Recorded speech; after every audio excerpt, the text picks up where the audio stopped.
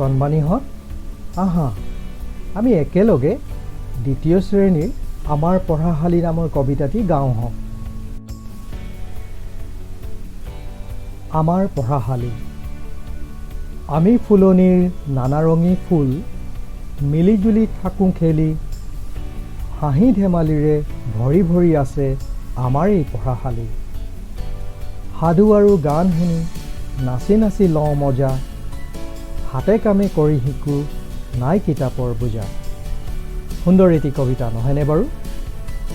যদি বিচৰা আহা আমি পুনৰ একেলগে আৰু এবাৰ গাওঁ হওক।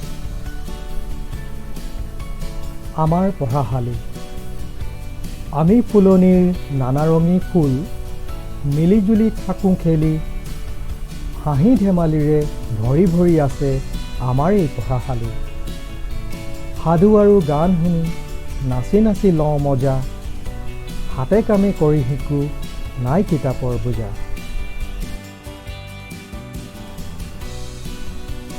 এনেধৰণৰ প্ৰগ্ৰামবোৰ পাই থাকিবলৈ যদি এতিয়ালৈকে ছাবস্ক্ৰাইব কৰা নাই তেনেহ'লে কিন্তু ছাবস্ক্ৰাইব বাটনটো টিপিবলৈ নাপাহৰিবা।